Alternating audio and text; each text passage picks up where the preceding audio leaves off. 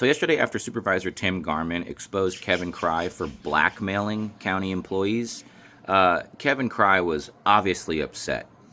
He then went on his little video thing that he does at the end of every meeting, and he was clearly upset, clearly coping. So I want you guys to watch that, and then we're going to go through everything he said. What really bothered me was Supervisor Garman. Basically, he said, this shouldn't be, getting this position isn't based on merit, in his opinion. It should be based on relationship and what I would say is cronyism. And here's why. Go back and watch the meeting. And both Supervisor Rickert and Supervisor Garman spoke directly to him, saying it was nothing personal. And then Supervisor Garman corrected himself and said, well, yes, it is personal because I think Adam Fiesler should have gotten it because he's been here 18 years. And that's the problem with government, ladies and gentlemen, is people have an entitlement. Very often it becomes the next man up or next woman up. It's never who is best, who is most qualified. You hear people constantly talking about they've paid their dues. Well, guess what? In a free market society, we should want, and especially here in Shasta County, we should want people, regardless of their affiliations, politically or anything else, if they can do the job best, that's who needs to get the job. The entire panel, which was CEO Dave Rickert, Director of Support Services Monica Fugit, and Supervisor Kellstrom, who sat on that panel, it was unanimous. All three selected him. And what bothers me also is Supervisor Garman and Rickert really throw Director Fugit and CEO Rickert under the bus, as if they're part of some type of cabal. And their character is they just assassinate their character and say that, they're on some kind of political mission. And you can take it for what it is. Whether you believe it or not, that's what it is. And if you know CEO Rickert or Director Monica Fugit, high character, high integrity, and just really, really good people, neither of which I knew ever remotely before I came into office. And if you ever want to get a chance to sit and talk to somebody who cares about this county, who has definitely seen another side to this county since she's been in this role, it would be Director Monica Fugit. And I'll just leave that as it is because we have another thing. C4 was pulled on the agenda. Supervisor Rickert pulled that. And that was approving an amendment with the Shasta County Office of Education, also called SCOE, and the Community Connect program, and who has it was modifying the delegation of signing authority. So right now, every department has different signing abilities. So in this case, it started with HHSA. The HHSA director can make amendments to the agreement within a certain percentage, and then sometimes it gets escalated to the CEO's office, and that's something that CEO Dave Rickert does periodically with different departments and different programs or cost centers. And I said, because of it being SCOE and about kids, and I was looking into the opioid dollar settlement and what we're going to do with that. So I'm really, really pushing into what are the best programs in Shasta County that we could use some of our opioid dollars for or towards to help stop the systemic use of drugs, alcohol, and especially, and now we're at a time, and I know everybody knows this, we're at a time right now where fentanyl and other things, this isn't just kids like experimenting, like a first time could kill them. And so I want a lot of attention and resources and data about what are the best programs in the county that are moving the needle in kids' lives. And that's all I wanted. And I wanted it to be brought back before the board so the board could discuss everything SCOE related as to this one program, just as an example of how we could do a better job of oversight going forward as it relates to kids. And Supervisor Rickert and Supervisor Garman completely, again, hijacked this item, like they do many items, and they made it all political. And if you go back, this is never about pulling money from SCOE. This was about saying, hey, what are you guys doing well? What are some data points that if you're doing a phenomenal job, how can we maybe get you more money? How can we expand programs that do a better job? So I'm going to unpack this in a very, very lengthy video about what's transpired with me and SCOE and kids. Because Supervisor Garman and Supervisor Rickert poked a bear today. And I've really tried to not pinpoint them a whole lot because Supervisor Garman is, definitely a short timer. He's on his way out. He's only got 2 or 3 more months.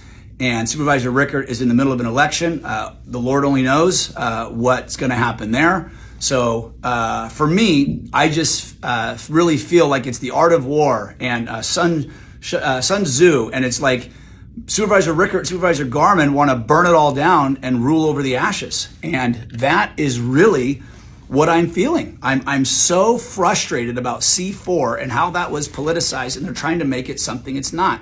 So I have a lot of conversations and a lot of videos and a lot of info coming, and it just needs to get out to the voters. People need to understand who they're voting for, what their alignments are, who they're supporting in different capacities, because this isn't going to sit well with me, and it's not going to age well for them, because I have a long staunch record of sticking up for kids and stepping in the gap when I really feel society and especially our local government let them down. I mean, that's why I'm sitting in this office. That's why I am here at 1450 Court Street as your District 1 representative and the chairman of this board, is because Supervisor Rickert locked me and every kid and every family and every board member out of this building when it is our building.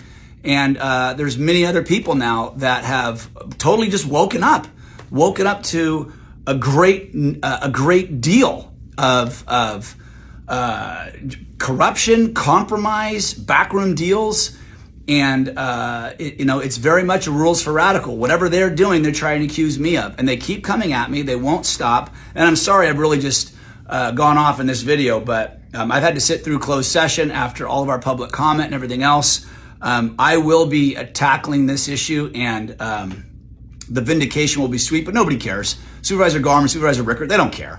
They just want to burn it down because they and a very, very minority group of their select loud friends aren't getting their way. And guess what? Shasta County is freer, more affordable, safer, and we are trending in a way that we are going to be a beacon. And we are a beacon. We are a beacon for people coming here that are now moving into Shasta County because they see the tide turning. They want to be in California, but they want to be in a part of California that holds to their firm innermost beliefs. And that's what I think many of us rally around. So first of all, he's clearly upset, clearly flustered.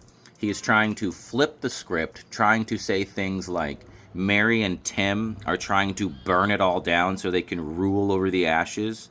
What an extreme thing to say. And this dude tries to say he's the more moderate type of person. That's just very extreme language. He's bringing up the art of war too. That's also pretty extreme when it comes to someone who's supposed to be a politician. But I think the big thing was his long diatribe on how he was trying to make sure SCOE was getting the best services possible for the children, and he wanted to use that opioid money to make sure they're getting the best services.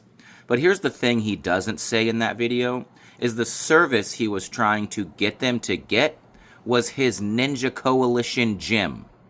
That's why Tim Garman called him out. So Kevin is completely full of crap, and he's just using the excuse of children, like these people do, to justify him trying to self-profit from his political power.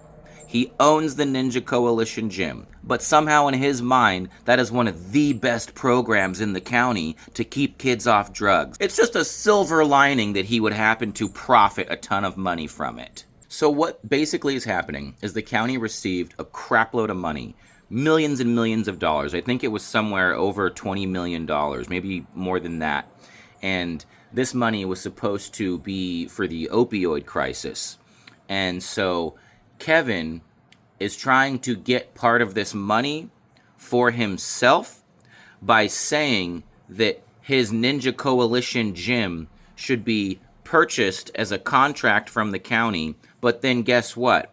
He gets paid that opioid money. So he's just using his political power for personal profit. This isn't about kids, Kevin. Bullshit.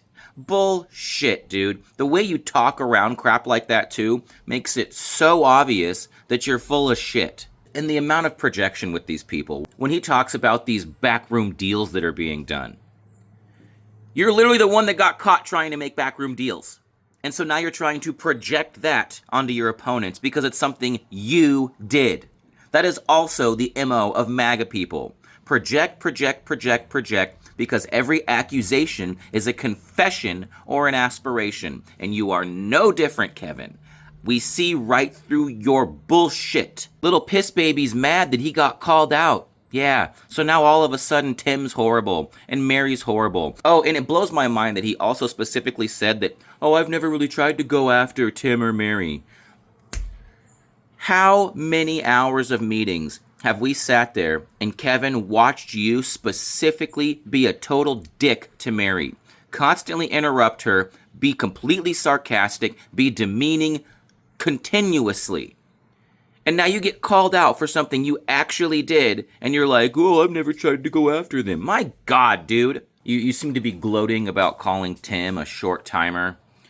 Did you ever think that you might also be a short timer if you actually get investigated and thrown into prison for the many crimes you've committed while in office? I'd think about that if I was you. The last thing I want to bring up is the appointment of, I forget his name, to the Department of Resource Management. So Kevin tried to say that the panel that selected him was completely fair and unbiased and non-political whatsoever.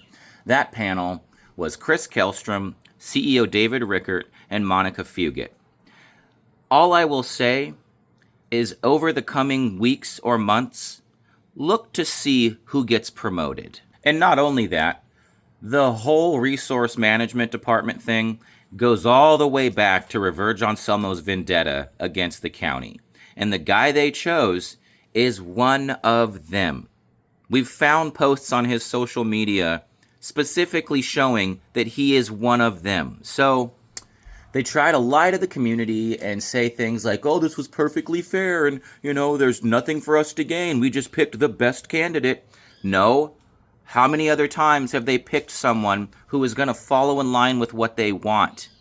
That's why Tim and Mary were so adamant in questioning this person, because they don't trust anyone that these people appoint any longer, because they never pick the best candidate. They just pick one of the people who thinks ideologically like they do every time.